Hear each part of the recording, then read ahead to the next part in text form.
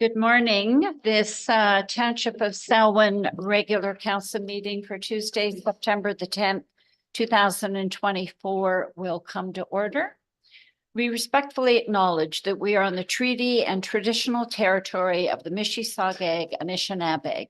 We offer our gratitude to the First Peoples for their care for and teachings about our earth and our relations. May we honor those teachings.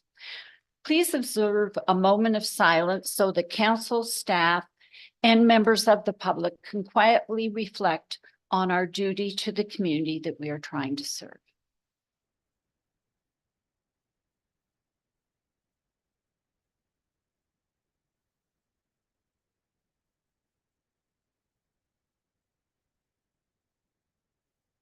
Thank you.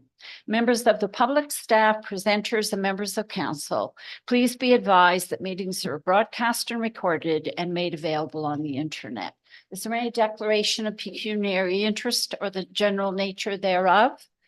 Seeing none, we have Councillor Koulis joining us virtually today. Good morning, Councillor. We have the minutes of August the 13th, 2024 before us. Is there any errors or omissions? Can I have someone to move them, please? Moved by Councillor Henry, seconded by Councillor Boyko. All in favor? That's carried. Thank you. Is there any discussion out of the minutes? Seeing none, we have first of all on our agenda some staff introductions. So I understand, Robert, you're going to be introducing, first of all, Kaylee Gordon. Yes, good morning, Mayor and Council. I'd like to take the opportunity this morning to introduce one of a couple of our new building officials. The first one is Kaylee Gordon. She comes to us as a recent graduate from Loyalist in the Architectural Technologist program, and with a little bit of municipal experience as she fulfilled the role of a summer building student for the municipality of China Hills. So she's our newest member, one of our newest members of the team, and we're greatly appreciated to have her on board. In addition to Kaylee, I'll be taking a moment to introduce to you another one of our new building officials, Mark Goggin. He comes to us with over 10 years experience in the construction industry. He has considerable experience in construction management, permit processing, and working with building officials and consultants on residential and commercial projects. So we're also excited to have him on board. And our third official that we were going to introduce today, unfortunately, is off on bereavement leave. So we will get the opportunity to introduce him at the next meeting. Okay, well, thank you very much. Welcome to both of you, and we look forward to working with you. Thank you. We now have Jeanette Lovey-Smith from Otonabee Region Conservation Authority, and welcome, Jeanette.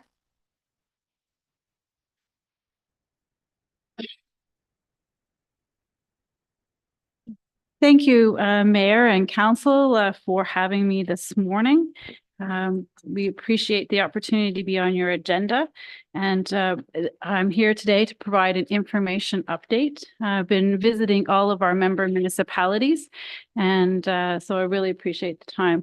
I do want to give a bit of a shout out to your staff and say thank you.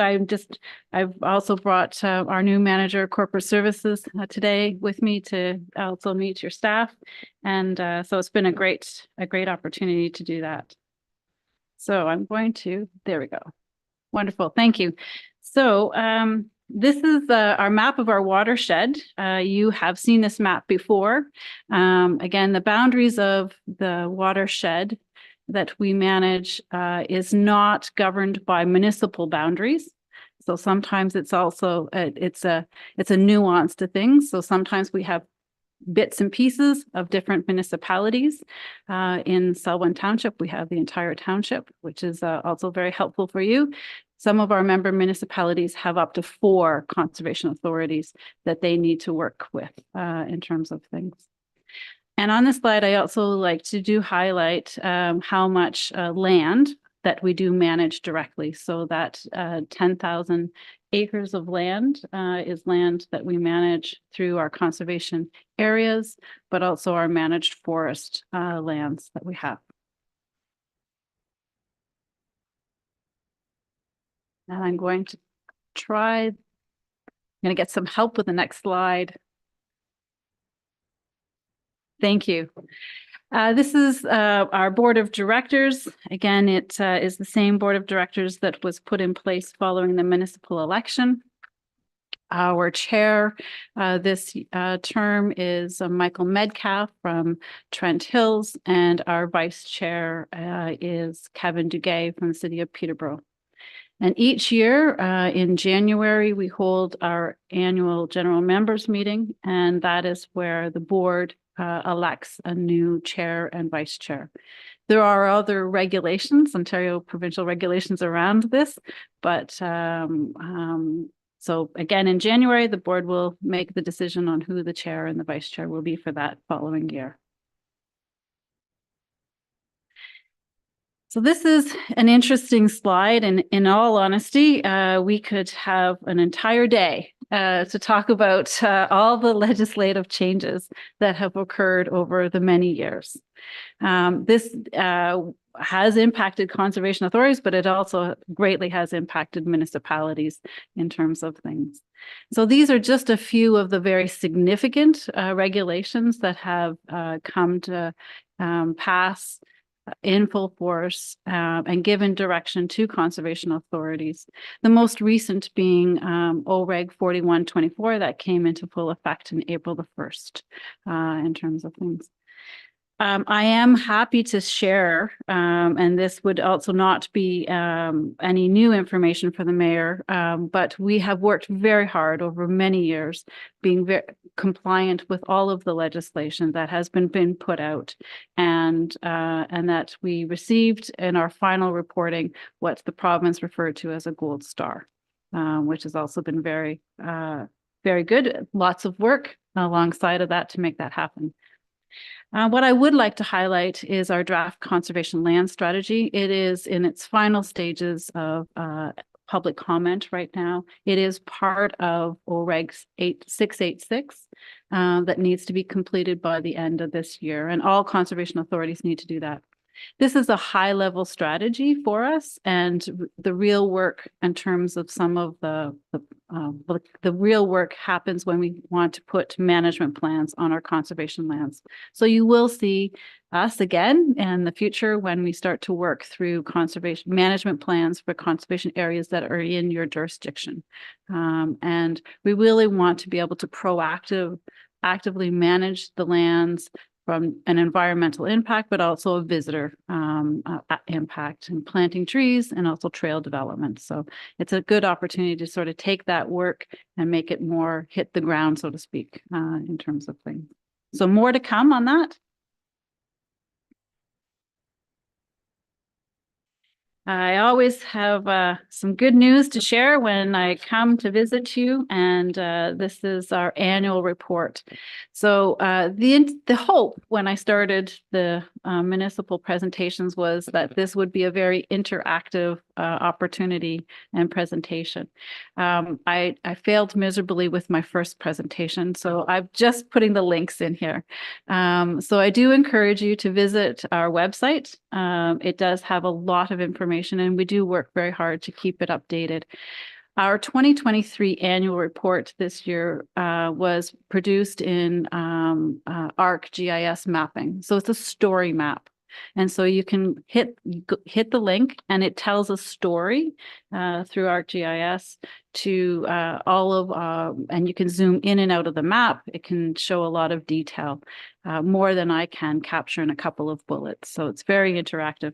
And I also have included many links throughout the presentation. So if you're looking for more information, I again direct you or guide you to our website, but also any of the links here are hyperlinked and have more information.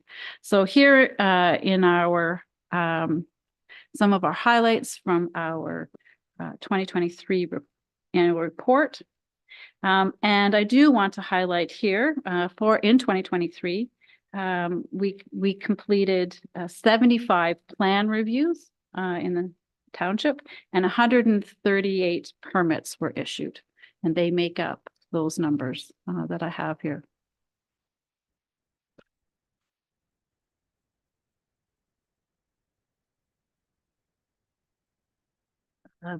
So this is an opportunity to showcase our recently approved strategic plan. Again, on our website, this is also a very interactive document.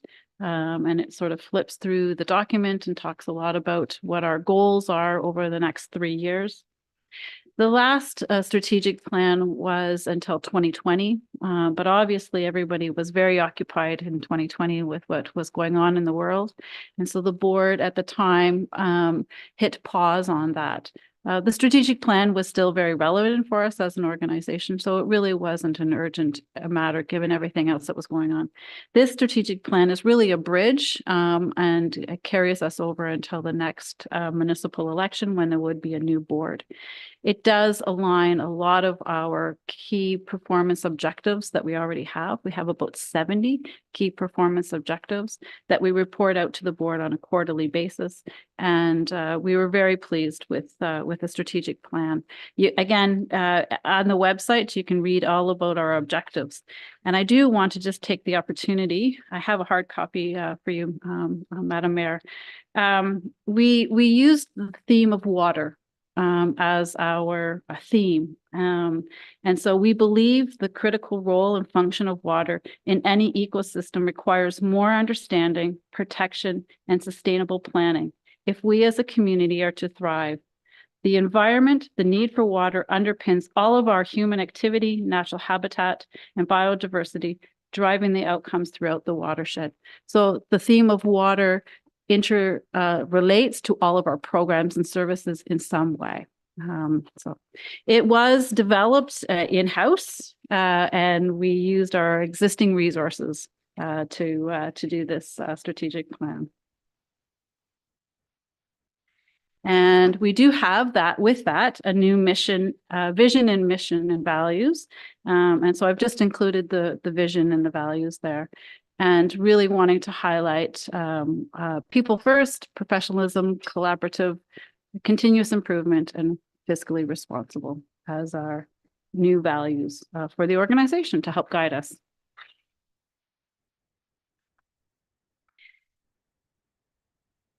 So one of our primary mandates that we do have from the province, which is considered a Category 1 service, is around flood management.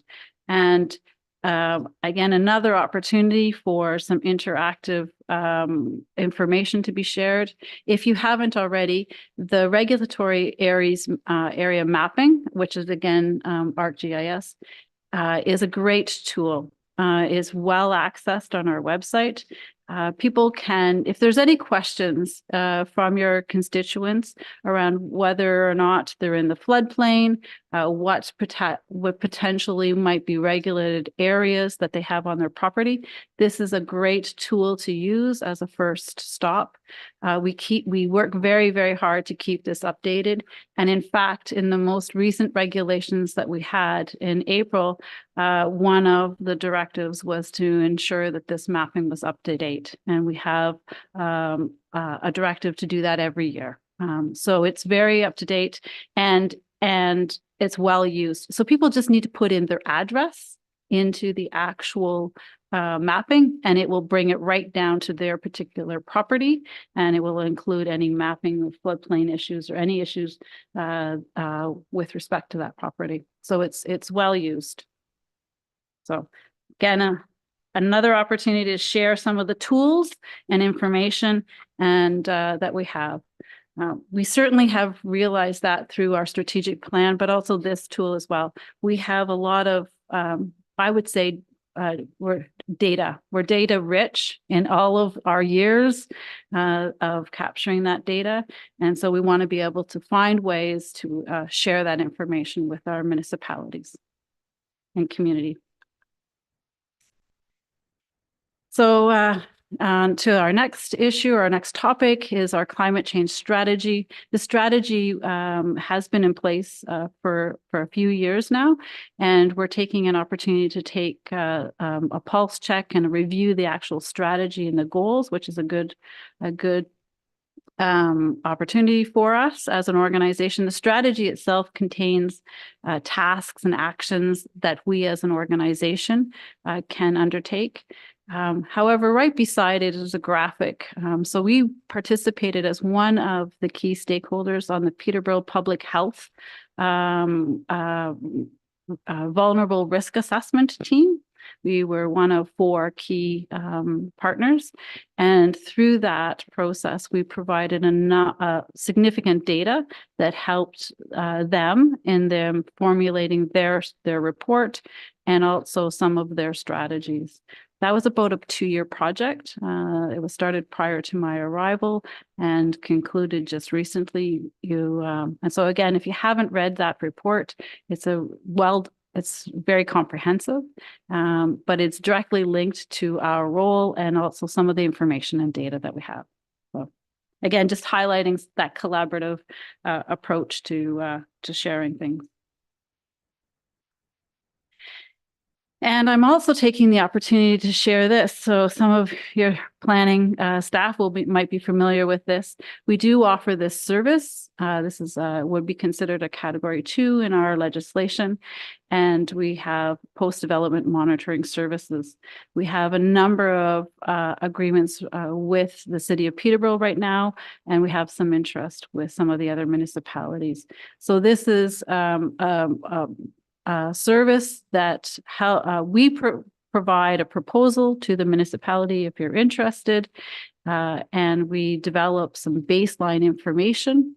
It's very science oriented. Staff are out collecting the data, produce the reports for the municipalities, and it really helps you to monitor and measure whether your development is sustainable in terms of things. So it's, again, another collaborative partnership that it's a service we offer. And if you're interested, we're happy to provide more information to your staff. And I would be amiss, certainly from Meredith Carter's perspective. I know she was recently out with your staff looking at doing a tree assessment and planning it out. So this has been a long partnership that we've had with the township, and 15,000 trees is a lot of trees and a lot of work over those years. And I know that there's more obviously being planned out for this coming October. So really appreciate the collaborative partnership that we have. And also you can clearly see the rehabilitation plan is working in terms of things. So. And I know that would not be able to get out of the door without talking about Lakefields in terms of things. So we're obviously ending in about a month's time, our second year of operating. It has been a learning process, right? For you, but also for us as the operator. Lots of things that we've discovered along the way. And continue to work collaboratively with your staff in terms of moving things forward on many levels, whether it be the financial component, but also the day-to-day stuff that happens out in the field. I know you have a project that's coming up significantly, and so that would be important for us to support where appropriately. And then also just recognizing the regulations. So some of which is different than the planning regulations that I put up on the slide deck earlier. These regulations, 40222, is budget and transparency accountability legislation that the province had put out for all conservation authorities. And the mayor actually was on the board at the time when this really started to kick in terms of the categories and the programs and inventory. That was the precursor to developing these And so there is legislation in place for all conservation authorities around how we budget and the categories that we have and how we can allocate funds and what we can't do and what we can do in terms of things. So it's not necessarily always going to be an apples to apples comparison between what your staff are producing and what we're producing in terms of statements. It's just not. I would encourage you not to go down that road because how it's going to look very differently because of those regulations. And we're, again, evolving in terms of knowing more about the campground and in terms of things. We've been operating Beaver Meat Campground for 11 years now. We're in our 12th year. We're actually in contract negotiations with the city of Peterborough, and it took us that long to get it to where it's at right now. So we're taking the long view, if you will. I'd like to highlight 2 capital campaigns that we have going right now. So some of you might recognize this. This is Hope Mill. It's a historic Hope Mill. It's in the township of Otonabee South Monaghan. And we have a partnership there with the Friends of Hope Mill. And this lovely roof is needing to be replaced. Over the years, we have done some repairs to it, but we've never done a wholesale sort of replacement in terms of things. So we're kicking off this campaign. If you watch us on social media at all, you'll see some of these things coming out very soon, but just putting a plug in there if around our capital campaign for Hope Mill. And our second capital campaign, which is actually doing very well, is Haroldtown. So again, this is also Otonabee South Monaghan. I was there last evening and the mayor was quite pleased to see these 2 capital campaigns going on. But nonetheless, if you're interested in learning a little bit more about Haroldtown, those links are live. He's a very interesting artist, Canadian artist. And he donated these lands to the Conservation Authority, and he would be about 100 years. He would be 100 years this year. And so we've raised approximately 20,000, a little bit more than 20,000 plus a grant to date around this capital campaign. This also, conservation area was also one of the areas that we received the FedDev grant too. So we enlarged the parking lot and built the washroom there and the picnic shelter. And this is a picture from Warsaw Caves. So I'm happy to answer any questions, Madam Mayor, that you and your council might have. Thank you very much, Jeanette, for the presentation. And we've always had a really good working relationship with Orca, with our township. So pleased to see it still continuing on. Any questions for Jeanette? Deputy Mayor Black. Thank you, through Mayor Senes. Thanks for the presentation. A lot of the information, of course, John and I have already seen in the past, but it's great to get the information out to the general public. I think the annual report that was created and mostly in-house by staff as well is excellent and very interactive. And I encourage everybody to take a look at that. Question around the draft conservation lands strategy. Kawartha Land Trust is obviously another partner in conservation of lands. Are they consulted on our strategy, or do we work closely with them to have a consistent strategy? They're all conservation lands technically. So what's our approach to KLT? Through you, Madam Mayor. So the 2 organizations are separate, Deputy Mayor, although we do have sort of similar mandates and in terms of things.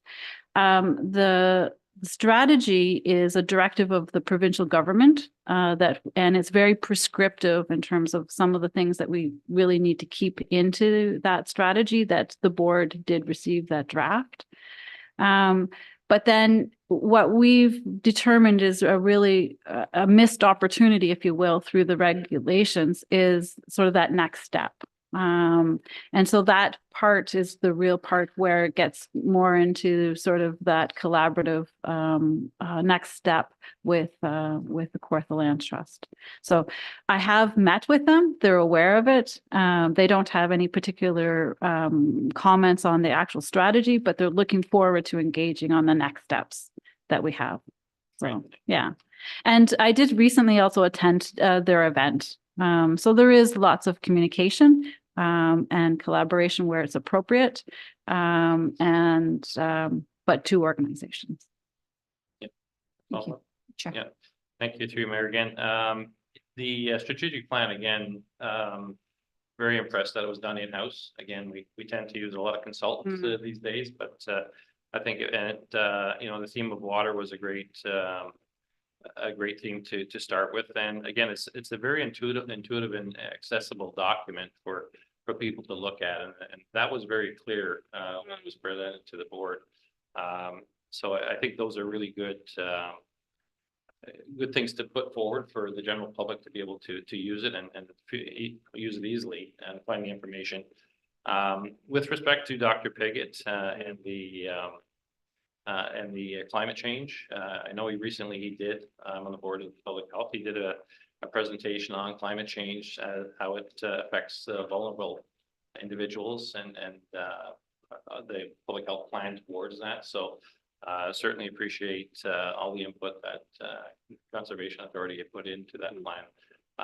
It's an important piece of managing those risks moving forward. So thanks to Orca for participating in that as well.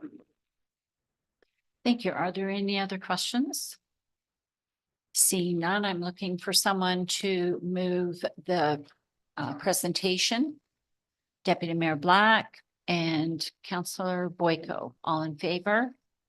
That is carried. Thank you very much, Jeanette. Thank you, Madam Mayor and Council, for having me today. Really appreciate it. We now have Diane Bogey online, and I don't see her yet. Okay.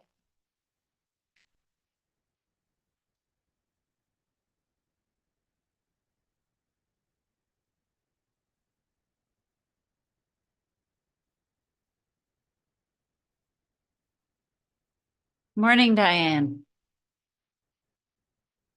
You're muted.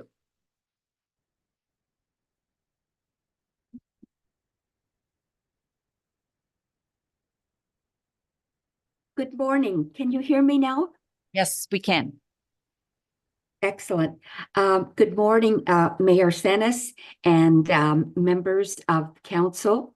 Gentlemen, it's a privilege to be in front of you council members this morning. Thank you very much for this opportunity to present to you this very important issue of lakeshore capacity assessment. I'm Diane Bogey, treasurer for the past 13 years of the Lovesick Lake Association and co-founder of the Committee for the Preservation of Lovesick Lake. During this short presentation, please feel free to ask questions throughout as they're fresh in your mind, and I'll do my best to answer. Now, you may wonder what this Lakeshore Capacity Assessment Handbook, otherwise known as LCAH, is all about and why it's so important. Well, the Ministry of Environment, Ministry of Natural Resources, and Ministry of Municipal Affairs and Housing prepared this publication in May of 2010. Its purpose is to provide a planning tool to determine the maximum allowable development that can occur on the shorelines of a lake without impairing water quality. Also, it's to provide guidance to municipalities and other stakeholders, and to provide protection of water quality, to protect the environment, recreational, economic, and property value of a lake. While municipalities are not required to carry out lakeshore capacity assessments, this planning tool is strongly recommended by the Ontario government as an effective means of being consistent with the Planning Act, the Provincial Policy Statement, Ontario Water Resources Act, and Federal Fisheries Act.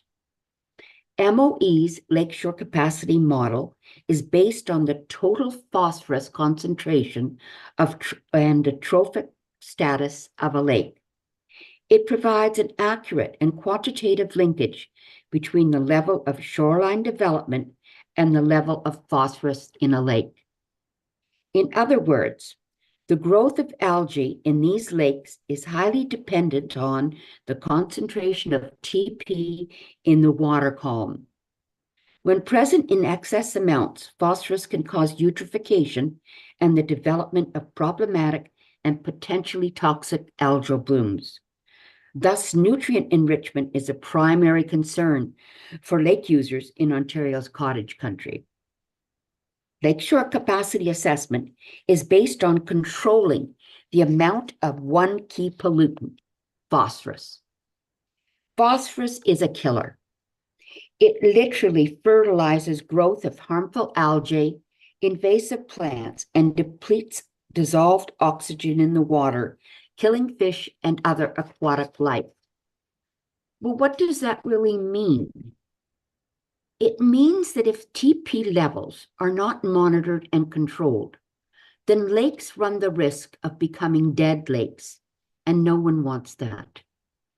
Some of you may or may not know that Lovesick Lake is a crucial part of the Trent Severn Waterway in Kawarthas, divided primarily between Trent Lakes and Selwyn Townships, with a tiny portion, less than 1%, falling into North Kawartha. Lovesick Lake has the smallest. It is the smallest in the Trent Severn Waterway, with only 290 hectares, or 716 acres, of surface area, and it's only 44% navigable due to shoals, islands, and marshlands, etc. It has the highest phosphorus levels on the whole Trent Severn Waterway. And for the past 2 decades, it often exceeds the provincial guidelines of 20 micrograms per liter, as monitored by the FOCA and MEC Lake Partner Program. In the documents that were distributed to you, there are 2 graphs indicating the levels and the years in which those samples were taken. I hope you've had an opportunity to take a look at them, but if you haven't, perhaps you'd have the opportunity later on. Lovesick Lake is on the tipping point of becoming an eutrophic or dead lake. It's a perfect candidate for a lakeshore capacity assessment. In fact, to further support the need for a lakeshore capacity assessment, here is more supportive evidence. In 1991, 33 years ago, the Water Recreation and Shoreline and Use Study for Lower Buckhorn, Lovesick Lake, Clear and Stony Lakes by Geomatics International, also referred to as a geomatic study, was commissioned by the Trent Severn Waterway. 33 years ago, this study determined the following for Lovesick Lake. Number 1, Lovesick Lake was deemed over capacity for boating. Number 2, the proportion of total surface available for boating is only 44%. Number 3, further development on Lovesick Lake should be discouraged unless it can be shown that such development will not significantly increase the existing boat use on the lake. And finally, number 4, as people staying at trailer parks or campgrounds in this study area utilize the water resources at hand, their impact on water capacity needs to be more closely monitored. Since the publication of this study, when Lovesick Lake was deemed at or over capacity 33 years ago, conditions have not improved. Increased boat traffic has created both safety and shoreline degradation concerns. 2 decades of frequent unacceptable TP levels by Ontario standards has led to frequent detrimental algal blooms, accompanied by large increases in aquatic plant life, further depleting the oxygen supply necessary for a healthy lake. The decrease in water clarity, along with the decline in fish populations, especially pickerel walleye, is also of grave concern. So when should an assessment be considered? The following are guidelines stated in the Ontario's Lakeshore Capacity Assessment Handbook, and I quote, guidelines or capacity,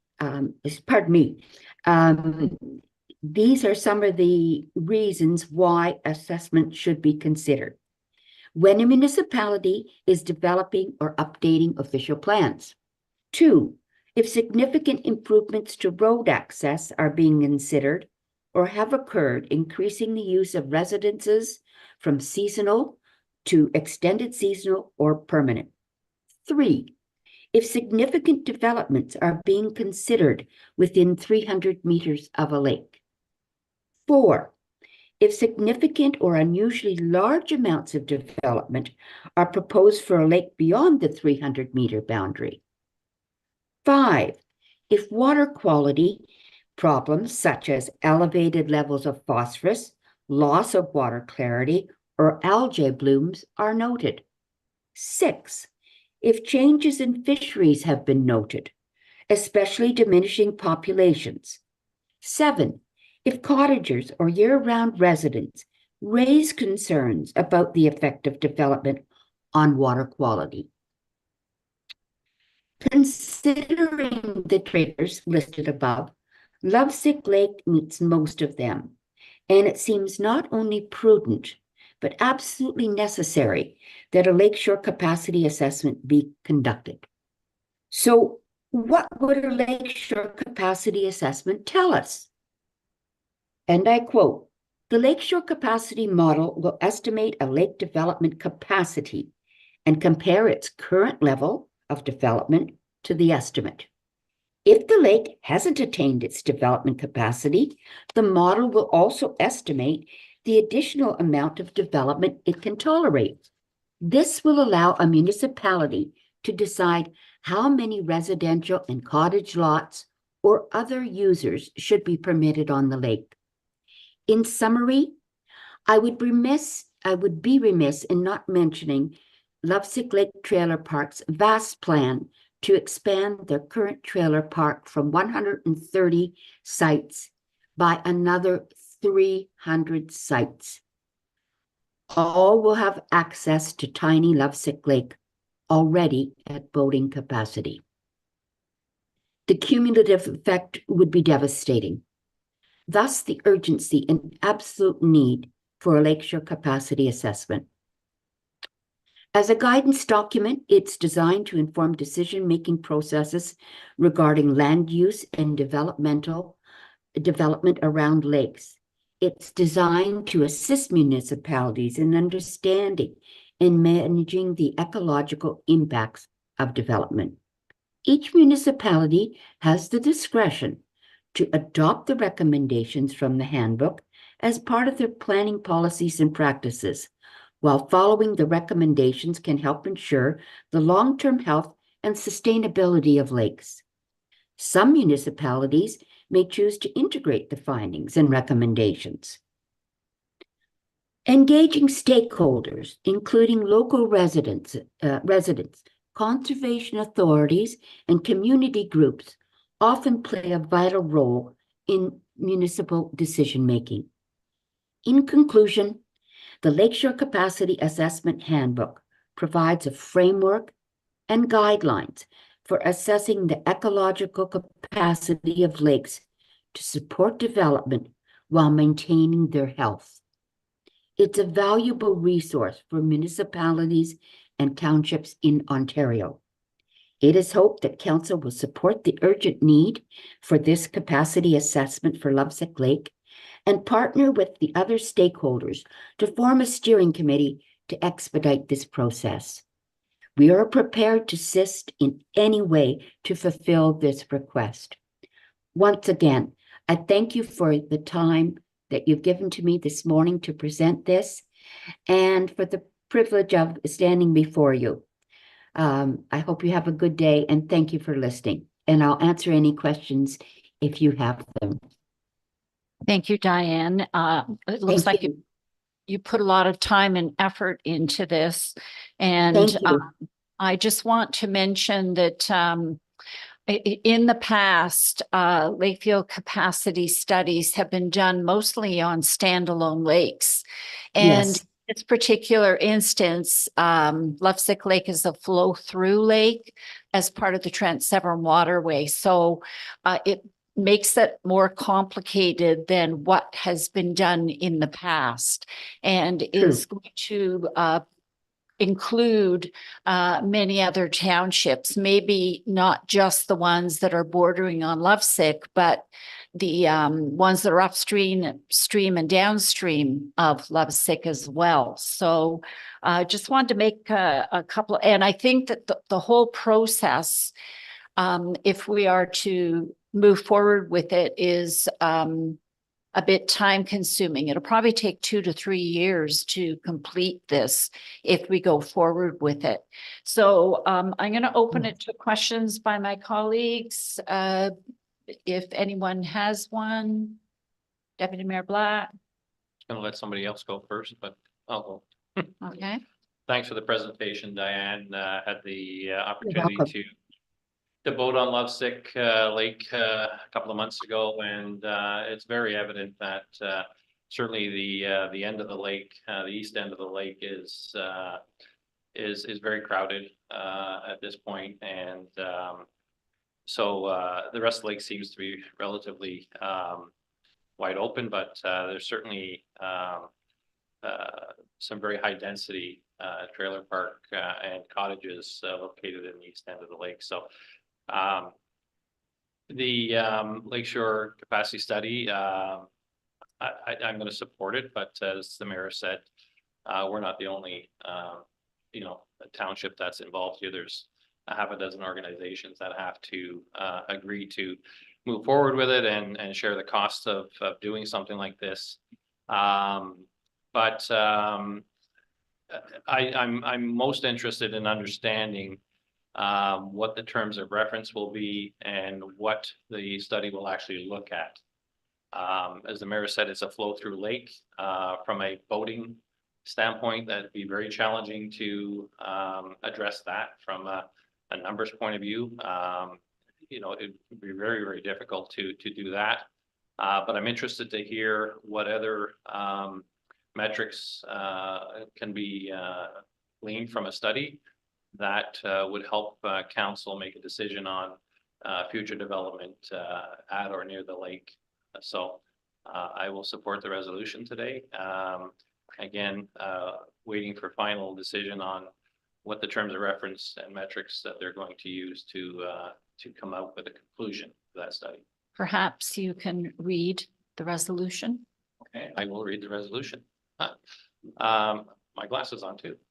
That the presentation from Lovesick Lake Association and Committee for the Preservation of Lovesick Lake related to lake capacity assessment be received for information, and whereas lakeshore capacity assessments under the official plan are a requirement for cold water lakes specifically to protect lake trout, and although Lovesick Lake is a warm water lake, therefore not meeting the requirement to complete a lakeshore capacity assessment, the Ontario Lakeshore Capacity Assessment Handbook can be used as a guiding document if municipalities and stakeholders wish to conduct such assessment. And whereas the first step is to determine if there is agreement from the municipalities with jurisdiction over the properties around Lovesick Lake, including at a minimum Trent Lakes, North Kawartha, Selwyn, and the County of Peterborough, as well as Parks Canada, Trent Severn Waterway, to consider the development of terms of reference outlining the scope, purpose, and resourcing of such assessment, and that these organizations, that's covering it,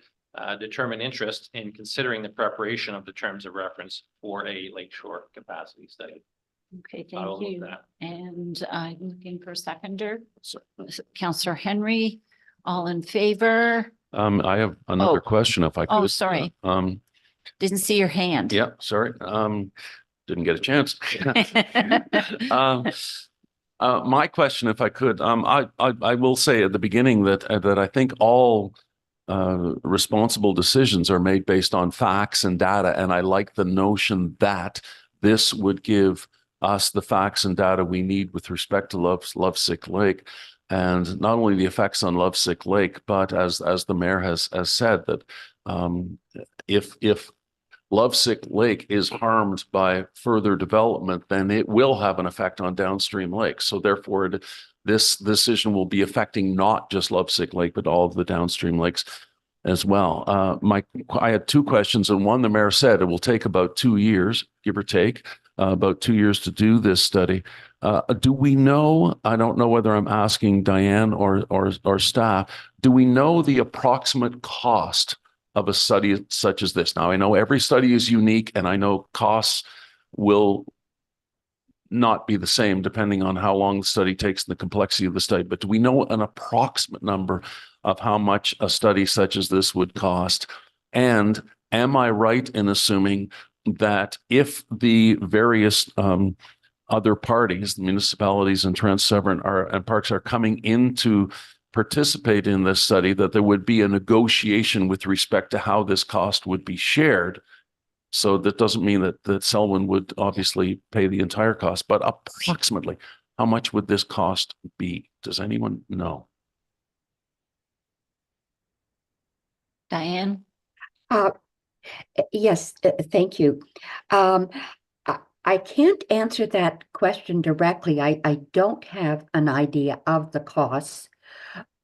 And we're working on getting that information, and I'll be pleased to forward that once we do. However, my understanding is that costs would be negotiated through the various organizations and associations and conservation authorities, etc. It would be a shared cost.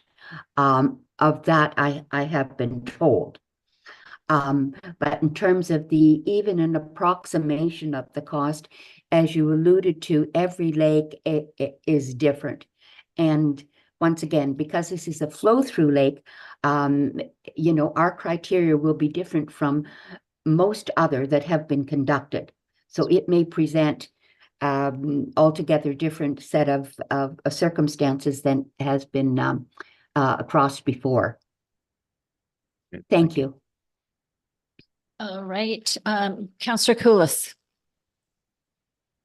Okay, can you hear me okay? Yep. I just want to clarify, this is a very long resolution, and at the very end, are we just supporting the idea that we're of consulting amongst ourselves with the other organizations? Like that's the resolution we're supporting? Yes. Okay. Okay, so I'll make one comment, and that's about it. I definitely support it, but I think a closer look for the committees putting this towards us, I think they need to take a closer look at how they're sampling the water and stuff, because the practices have been updated, and that will probably take a longer time in consulting with the province. So just like that might just increase your timeline. So Yes, I agree. That was just a comment, not a question, right? Okay, thank you. Was there anything else, Mary? No, okay. And did we already vote on it? No. The only thing that as a result of discussion we've had today, I think it would be worthwhile to mention somewhere in here that it is a flow-through lake, so that it takes into consideration other, and so who's good at Angie, can you suggest where we can put that in this resolution, given the fact that Lovesick Lake is a flow-through lake? So maybe just while Ange has a minute here to figure that out, just in terms of that question regarding cost. I don't think we'd ever be able to estimate what the cost of the actual study would be until the terms of reference was completed, because that's gonna give you more information around the parameters, the lakes that would be involved, the municipalities that would be involved, the type of testing, all that sort of stuff. And I think really there would be a cost to getting that terms of reference prepared. Yeah. First off, because, we would need some expertise to do that, or the group would need expertise to do that. And that expertise doesn't exist within the municipality. So the first cost would be actually having a terms of reference properly prepared. So is that somehow encapsulated in this motion that the other partners would be involved in that cost as well? I think that would be part of the discussions that the parties would have Okay. to have. Thank you. Angie? Oh, Okay. sorry. We'll get Angie's answer and then I'll go to you, Councillor Henry. Yeah, I think we could do that in the third paragraph. Right before, like at the very end. So essentially outlining the scope, purpose and resourcing of such assessment, given that Lovesick Lake is a flow through lake. We could just add that component in there. Everybody okay with that? All right. Councillor Henry? Thank you, through you, Mayor Sanis. My only concern with this, and by all means, I'm more than prepared to support this, is we're focused on Lovesick Lake, where the headwaters of the Trent Severn actually start at Lake Superior. I think the scope of this project can be much larger than what we're actually considering within this motion or resolution, as well as we're going to have a lot of people involved here. And with Lake Superior bordering the US, we have a lot of pollutants. I've said it before when we talk about this lake that floats downhill. And we're about halfway down the hill when it comes to Lovesick Lake. So we have a lot of things before us that are also contributing, as far as the lake system is concerned, to the phosphorus levels and the condition of the lake. Just a statement. Thank you. Deputy Mayor Black. Thank you, through Mayor Sennis. I don't disagree with Councillor Henry on that, but we have a similar challenge with conservation authorities because the watersheds run, between municipalities. And so we can only really address our own municipality. We can certainly make reference to upstream, downstream. But I think, this is it's a particular issue to deal with this lake. So I think it's appropriate to move forward with the terms of reference and scope, looking at that moving forward. Mary. Thank you, through you. I just want to clarify, Diane, because your group's done a lot of work on this. The resolution doesn't clearly identify what you guys would be doing moving forward. So are you asking us to do everything? Or are you guys expecting to have any skin in the game, like financially, or are you going to partner with in some way? Like that's not clearly indicated to us. Yes, in answer to your questions through Mayor Sanis, yes, we are prepared to help in any way possible. As I mentioned in the summary, we are happy to have skin in the game, as you say. It's very important to us, and we don't expect the municipality or townships just to take the ball and run. We want to be part of this. We want to support. We want to continue to do research in any way possible to help. Financially, I can't make any commitment. Our lake is so small, and we only have like a membership of not even quite 40 people in our association. So financially, I just don't know how much we could do, but certainly we could make up for it in terms of activity and awareness, research, any of those kind of things. We are prepared to have a lot of skin in this game. It's very important to us. Councillor Koulis. Sorry, through you, I lost my mouse there. I just want to clarify then, this is more a question directed to staff, so that their capacity would be outlined in the terms of reference, correct?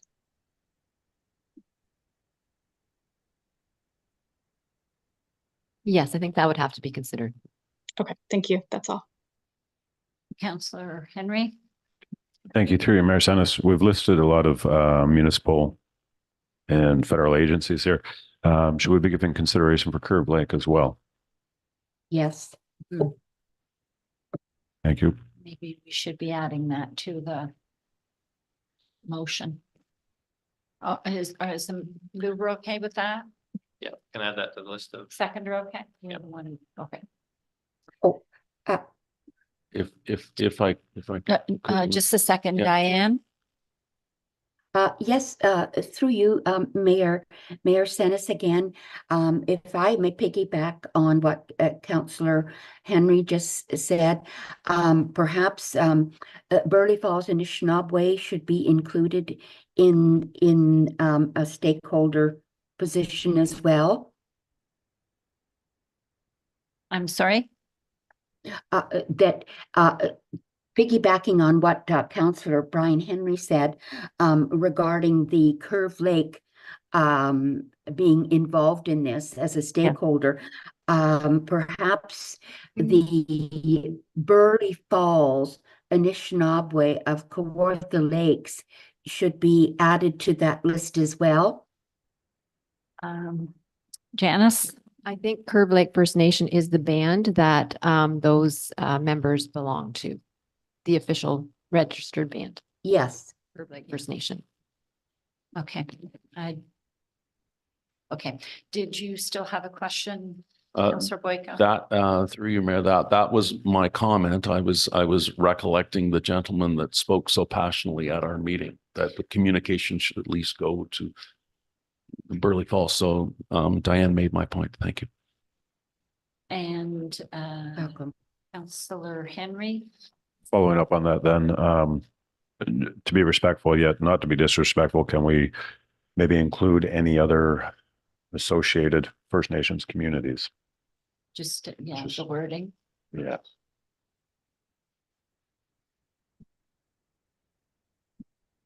All right, you're okay with that? I just want to clarify. So it's Curve Lake and any other associated communities is what we're putting in there.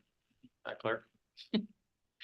We're gonna I think need if a you're, yeah, I think if you're concert going to go hall. that direction, you'd have to refer to the Treaty 20 First Nations, which is, I believe, Yeah. 7 Okay, different so First Yeah, Nations. that's- so just that's treaty fair. 20 person. Thank you Yeah. for that. Thank you. Yes. We got that, Madam Clerk? Okay, you okay with that? Okay with that? All right. All right, are we ready to call the vote? All those in favor of this amended resolution? That's carried. Thank you very much. Thank you, Diane. Thank you, Anne. Thank you very much. I appreciate it. And can I have someone please move the presentation of Diane Bogey? That's moved by Councillor Henry, seconded by Councillor Boyko. All in favor? That's carried. Thank you. We're now moving on to question period. Were there any questions that were submitted, Madam Clerk? No questions. Okay, thank you. And we now are moving to Brianna, your report on pop-up vendor protocol update. Yes, thank you, Madam Mayor.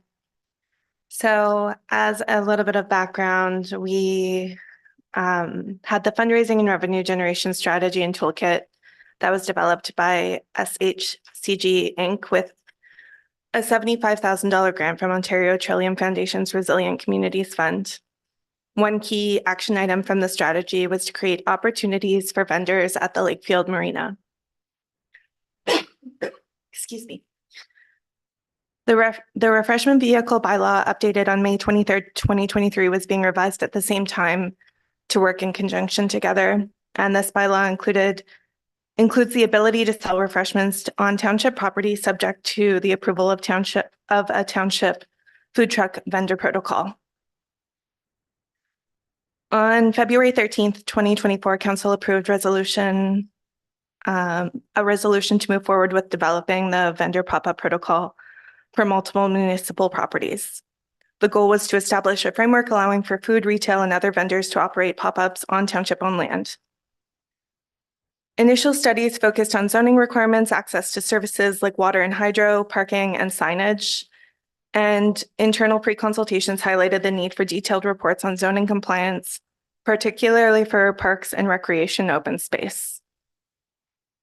Site-specific zoning amendments would be needed to address the accessibility, traffic management, and environmental constraints and infrastructure. Given these complexities in the current economic climate, it's recommended that the development of the protocol be deferred.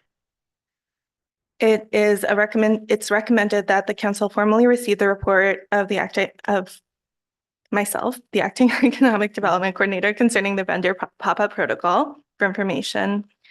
And it is suggested to defer the creation and implementation of the vendor pop-up market protocol at this time. The concepts and background data should be retained for future reference if a protocol is pursued at a later date.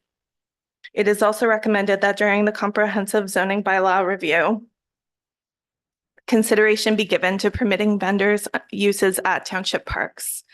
This would simplify the process and align with common zoning practices. And that is the recommendation. Okay, thank you. Are there any questions or comments from council? I think given the economic climate right now, this is probably a good recommendation to have a deferral. And if there are no comments or questions, I'll be looking for someone to recommend it. Councillor Boyko is moving it. Deputy Mayor Black is seconding it. All in favor? It's carried. Thank you. And Angela, you will now be talking about Lakefield Gateway signs. Yes, thank you. I'm just going to take the liberty of actually thanking Brianna while we have her with us before I just move on to the report. Absolutely. Brianna is actually going to be finishing up with us next week. Next week is her last time with us here at the township and in our community because she and her family are actually moving west. So it's been an absolute pleasure having Brianna in this role. She's been just an amazing fit. And she's done a lot in terms of taking on some major projects that we had underway. This one being, she spent quite a bit of time on this project. So yeah, I know that I can say this on behalf of everybody at the township, and I believe council members agree as well. She's just been, it's been a pleasure having you here. We're definitely going to miss you, and we wish you and your family all the very best when you head west. And I hope that you stay in touch with us. And if you come back this way, make sure you move back to Lakefield and look us up.